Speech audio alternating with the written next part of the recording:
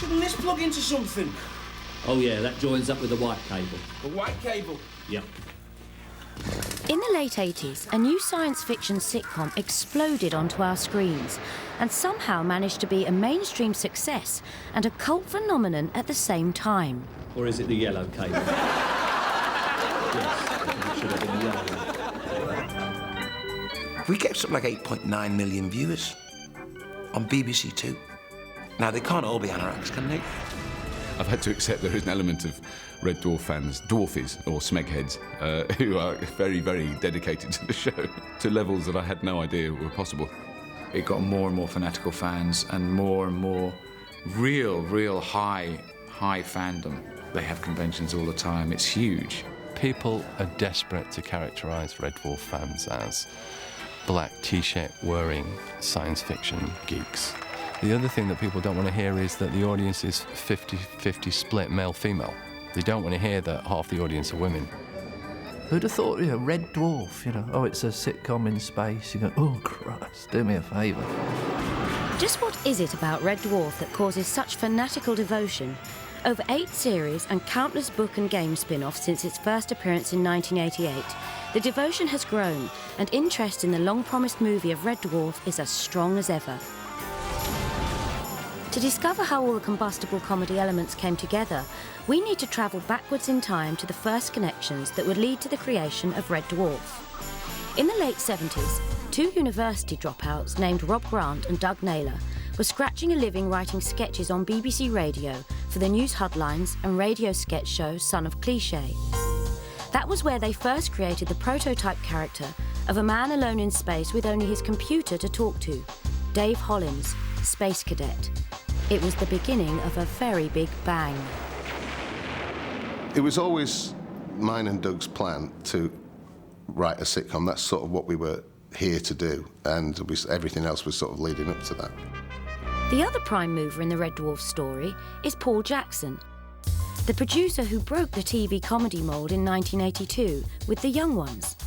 That came after a spell inside the mould making Cannon and Ball, before he first worked with Grant and Naylor on the sketch show A Kick Up the 80s in 1981. I've been eating buffet bar food now for well on 18 months now, and I shall continue to eat buffet bar food until my connection arrives.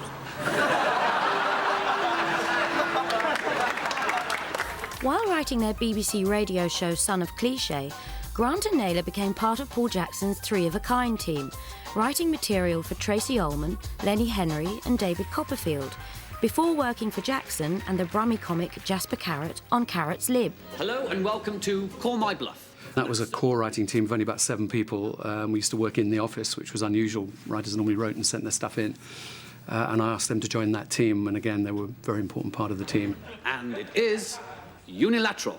Oh, Mr. Healy? Unilateral means going for a non-nuclear defence policy. On screen was Chris Barry, who managed to be the whole Labour front bench at once. Mr. Foote?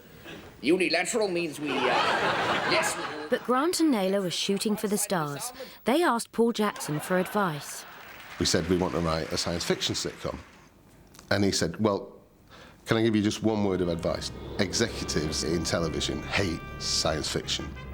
There was an urge from some executives at the BBC that a sitcom is a sofa and 2 chairs.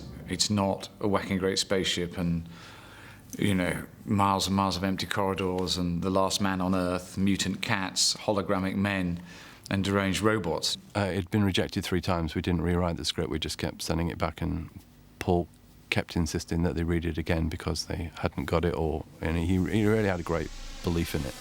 Undeterred, Grant and Naylor took over the controls of the satirical puppet show Spitting Image, which also featured Chris Barry, who was quickly making a name for himself as everybody. I did various impersonations of various people, like David Colbert, extraordinary. I did Ronald Reagan, the United States President of the day. Well, so long, honey bun. What a fine-looking woman. Pity I'm only screwing her country.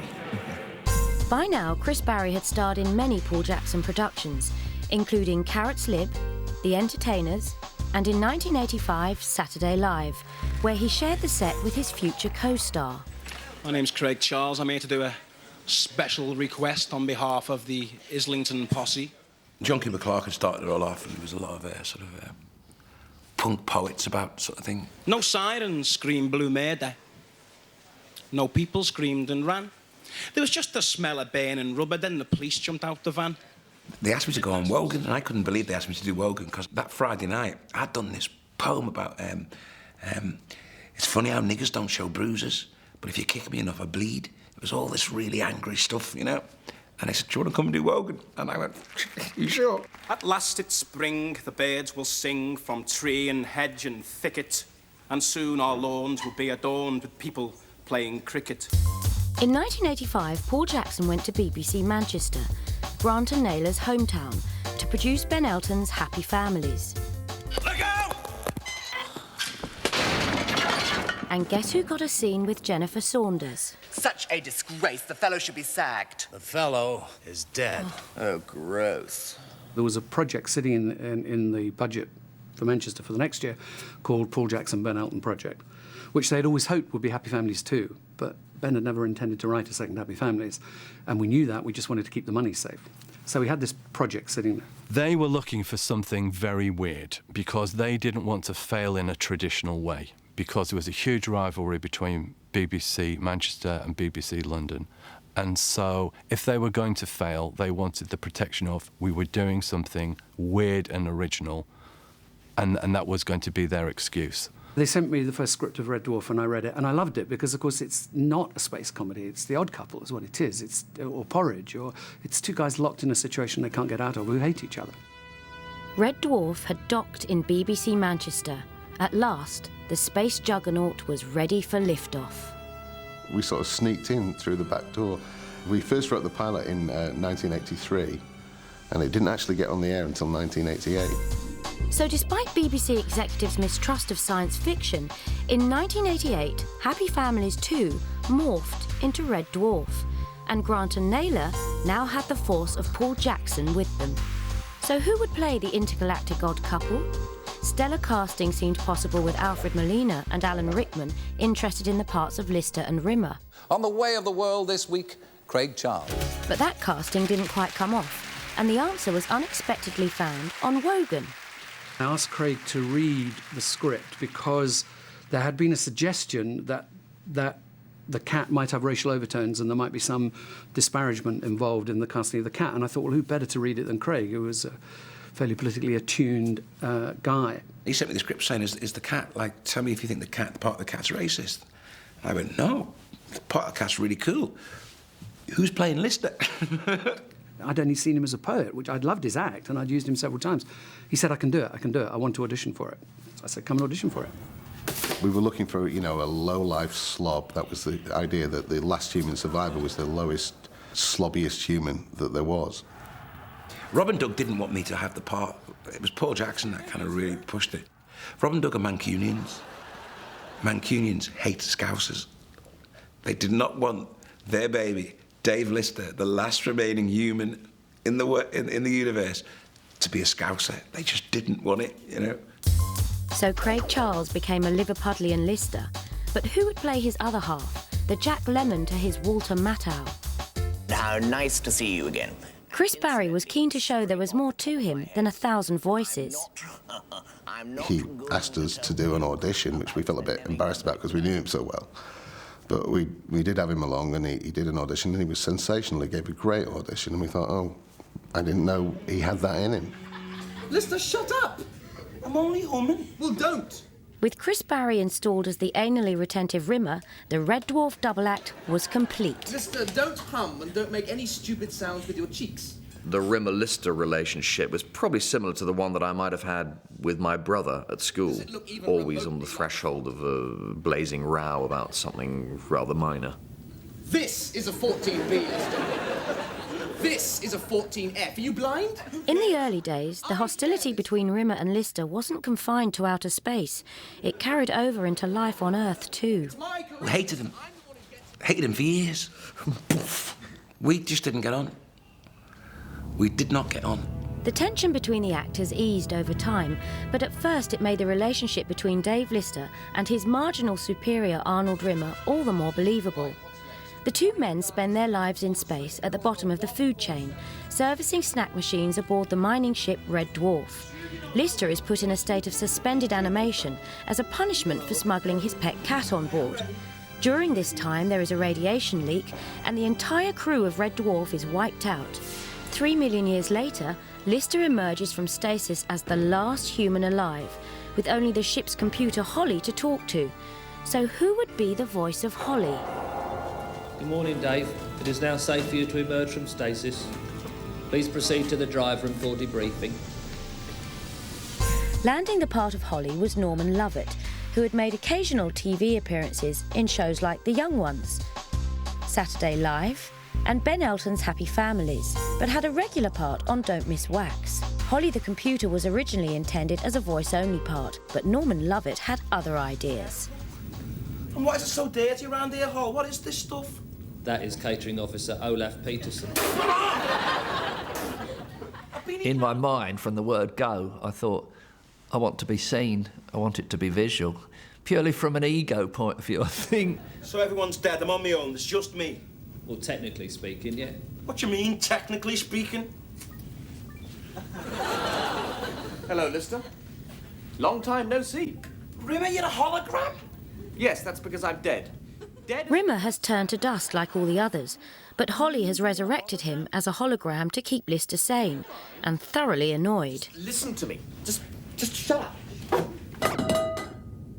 The next crew member to make an entrance was Danny John Jules. Danny was the first person we saw. He didn't know it, but he was half an hour late, and came in, was just so cool, so funny, and so late. Hey, how am I looking? His performance was terrific. He nailed it pretty well there and then. Looking nice. Danny John Jules spoke his first words on television in Three of a Kind, another Paul Jackson production, but he's always been a dancer by trade. I didn't want him to be this huggy bear. I didn't want him to be pimpy, and it was very difficult when you're wearing more makeup than Diana Ross, with a pink suit on. The cat, known simply as Cat, is actually evolved from Lister's pregnant cat, the one that he smuggled on board 3 million years ago. Better make myself look big. I was like, what is this all about? I thought, this is either going to be the biggest thing in the world, or we're all going to get shot at dawn. The Odd Couple had become a distinctly odd quartet, comprising of a poet, an impressionist, a stand-up comic and a dancer. What next? My name is Crichton. I'm the service mechanoid aboard the Nova 5. We've had a terrible accident. For ages, Doug had been sort of saying we should have a robot on board because, we could. It was becoming increasingly difficult with the limitations of a computer who has no physical form, a hologram who has no physical form, a cat who doesn't integrate in a normal human way, and a single human. I felt we need some other new person in here. We sort of compromised by writing one as a guest star in one show called Crichton. Well, serving makes me happy, sir. It was a hit, and Doug sort of twisted my arm, and I agreed to have him back as a regular character. But what about you? Don't you ever want to do anything just for yourself? For myself? Well, that's a bit of a balmy notion, if you don't mind my saying so, sir. We wanted to cast the same guy. He was played by a guy called David Ross. But David wasn't available for the filming. The human that was available to play Crichton the android was Robert Llewellyn, whose comedy group The Joeys were regulars on the alternative comedy circuit. But he was probably least remembered for his appearance in Channel 4's The Corner House. I'd be very grateful if it's never shown again. It wasn't a huge success, it's safe to say. Right, Davy, who was she? No, there wasn't anyone. Honest, ask Pete. It's got nothing to do with Pete. Is it, has it? He was at the party. It was a sitcom with absolutely no com. It was pure sit, and not very interesting sit. And as far as I was concerned at the time, completely the end of my career. This is an orange. It's an... It's an... It's a banana. It's no good, sir. I just can't do it. With his exposure to human beings, he actually admires their ability to lie and cheat and double-cross people. He thinks it's very clever and wonderful, and he wants to emulate that. What is it? Please, come on, what is it? It's a small off-duty Czechoslovakian traffic warden. Crichton can walk about. He can do all the exposition. He can be one of the lads. But he's a robot, so he can still have all the information. And it was like great. It made us a lot more mobile. What is this place? It's a pub. Pub. Ah, yes. A meeting place where people attempt to achieve advanced states of mental incompetence by the repeated consumption of fermented vegetable drinks. For their spaceships, walking holograms, and talking robots, the writers were inspired by science fiction, but the inspiration for the characters and dialogue came from a little closer to home. There'd just be things that we said, usually the more absurd and stupid, petty things we'd say that would appear in the next script or 2 scripts later in some way. It's coming straight for us. There's only 3 alternatives. He thinks we're either a threat, fool, or a mate. It's going to either kill us, eat us, or hump us. They'd listen to our conversations over lunch and stuff like that, and the next minute we'd get a script and everything we said was in it. It was like, hey, you cheat, give me some money. We have in our midst a complete smeg pot. Brains in the anal region. Genitalia, small and inoffensive. Of no value or interest. Thanks to Enlightenment, evidence of primitive humour. We'd known these characters so well that maybe we started to become, I had become this sort of anally retentive, for goodness sake, come on, let's just be more professional about this sort of thing character. Morning, Lister. How's life in hippie heaven, you pregnant baboon-bellied space? I like a nice clean pile of freshly laundered clothes. And so that was, that was seized upon in a great way. And Chris Barry does collect things. He's got a very big collection of enamelled Victorian advertising signs. So they made that into telegraph poles. I offer to talk you through my photo collection of 20th century telegraph poles. You've always got some excuse. None of you like Morris dancing. Chris is a lot nicer bloke than Rimmer is, And my personal hygiene's slightly better than Lister's. But we are kind of, along those lines. Craig came down into the canteen late one morning and he's finished serving, and he stole one of Danny's sausages and squirted some mustard on the table. Rubbed the sausage in it, took a bite and started waving it at Rob and Doug. And he said, listen, Rob, I'm really worried. And he dipped the sausage in the mustard and crammed it all in his mouth in one go. He said, about being typecast as a slob. Grant and Naylor took their science fiction seriously and used it to give their characters different versions of themselves from other dimensions, expanding the storyline possibilities. How do you do? How do you do? So you must be Lister. And you are too. In one episode, the crew met their doubles in a parallel universe where females were the dominant sex. Even Holly the computer met his double. Hello, I'm Hilly. Hello, I'm Holly. Paul Jackson was very fair. He said to me, do you mind if Hattie plays your double? Because I think when she started doing stand-up, she was called a female Norman Lovett. It was kind of my natural style, I think. It wasn't anything put on. So they did need someone that was deadpan like Norman for that episode. You better boogie on over and we can sort it out. Right on, sis. See ya, Hole. See ya, Hill. I'm in there.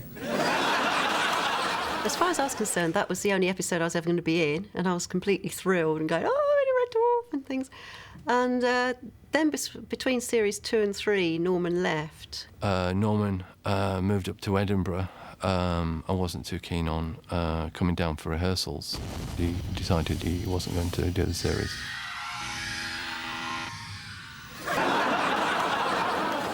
They gave me a bit of the script, and they said, can you read this? So I read it and kind of laughed, and they said, yeah, can you read it out loud? So they must have thought, yeah, she's dumb enough to be Holly. Hang about, I'm picking something up, some kind of distress beacon.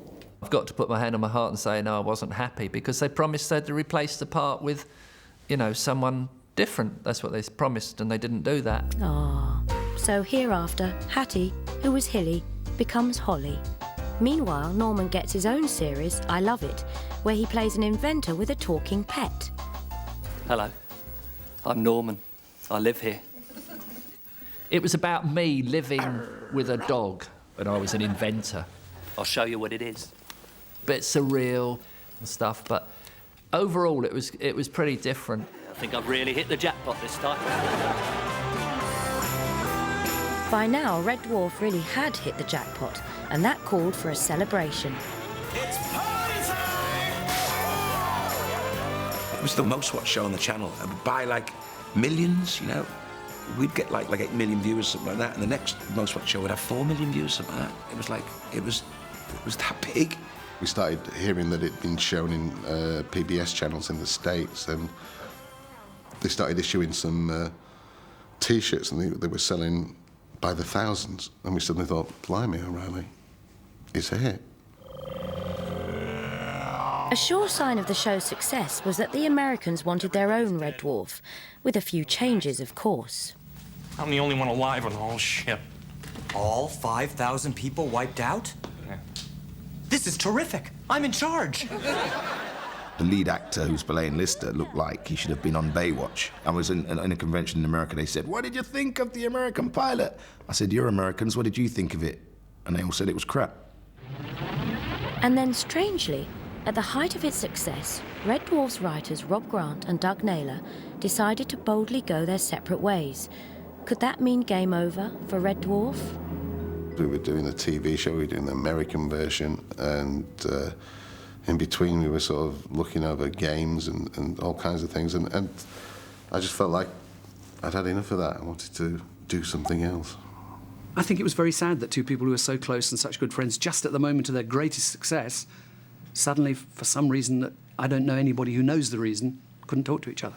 Basically, I had to make a decision of, did I want to do any more? And I did, and the other guys did too. Oh, Lord, man. Dave, don't ever leave us again.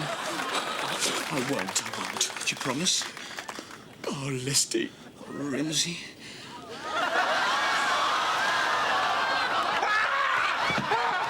With Rob Grant leaving, it was left to Doug Naylor to steer the ship alone. In classic Red Dwarf tradition, the new series brought new developments. He was persuaded back for Series 8, but Rimmer was written out during Series 7, with Chris Barry busy in another BBC studio playing Gordon Brittas in the British Empire. Morning, everyone!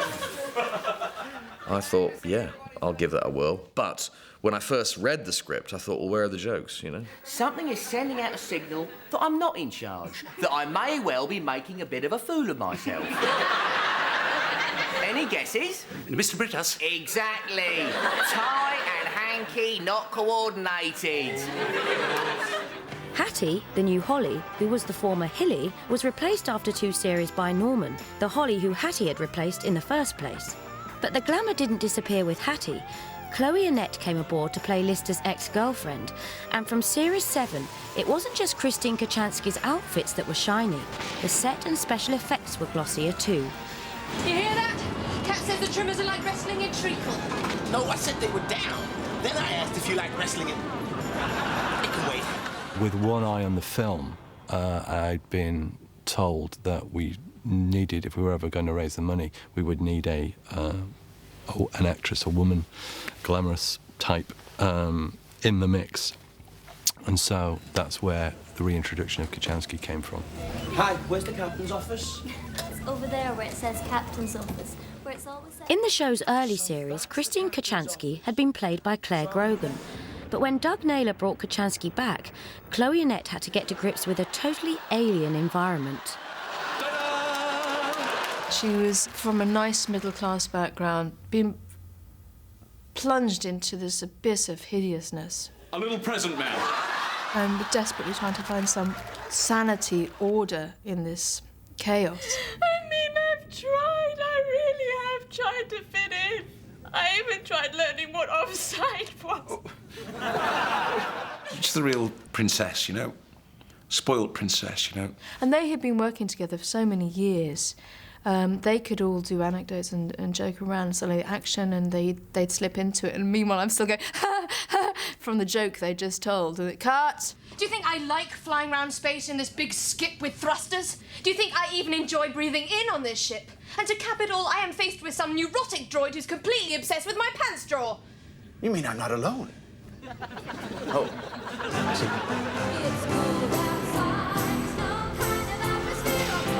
Red Dwarf went out on a high in 1999 after 8 series, and with its fans shouting for more. Its place in the sitcom firmament was assured, But what happened to Red Dwarf's crew? I'd like to try something a little bit different tonight. Who's going to be kind enough to help me? I'd done my stand-up for a year, and I carried on doing my stand-up during Red Dwarf, so I just carried on doing that, really, and occasionally get bits in other things. But I think Red Dwarf probably is my main claim to fame.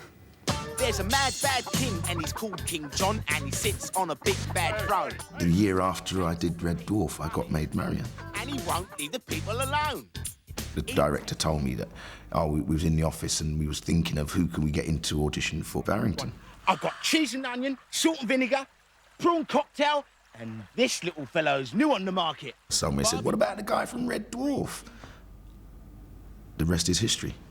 Got you, sunshine, you are nicked. What do you mean, man? I haven't done nothing. Danny is currently in the Crouches and has appeared in the movies Blade 2 and Lock, Stock and Two Smoking Barrels. Robert Llewellyn has kept in touch with the world of petrol heads in Scrap Heap Challenge. Go! I got rung up and said, do you want to do this show about engineers that make things? And I'm a really rubbish mechanic, but I have kind of rebuilt gearboxes and changed axles on cars, so I've kind of got that interest, and I'm a bit of a closet petrol head. Incredibly, There's some similarities with Red Dwarf in the sense that it's, what is really a kind of weird, quirky, culty show that, you'd think 15 blokes that like welding would watch. And it's grown into this hugely popular programme. Chris Barry, like so many Brits before him, headed for Hollywood to be a butler, Lara Croft's butler. And in his spare time, he presents Chris Barry's Massive Engines. And in a similar vein, Craig Charles stayed close to the world of robots, special effects and geeks when he took over Robot Wars from Jeremy Clarkson. The rest, as Danny would say, is history. Crashing to the deck. I got offered this show called Robot Wars, and I do remember me sitting in my dressing room, looking in the mirror and thinking, what have I done with my career? This is just awful. Is defeat, and ultimately, the pit of oblivion. I was walking around the BBC, and they have monitors on the BBC with viewing figures and things like that. And Red Dwarf was #1 and Robot Wars was #2. I just thought, hey, rumours of my death have been greatly exaggerated. For Rob Grant, co-creator of This Wacky World, life after Red Dwarf offered another sci-fi sitcom outing with The Strangerers, while Doug Naylor is working hard to launch Red Dwarf, the movie. I had a meeting with a major American film company who said, why don't you recast with British movie stars? And I went, this isn't going to work, but just talk me through it. And they said, how about Hugh Grant as Lister? And what's Emma Thompson doing these days? I left the building rather quickly. The wit and the repartee, his command of space directives is uncanny. How come he's such a genius? Don't ask me.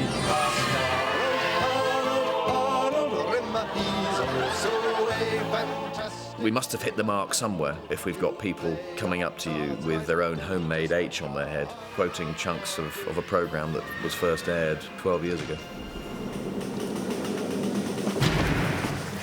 I never want to see or hear from that scum-sucking lying, weasel-minded smegger in my entire life. Sigmund Freud, eat your heart out.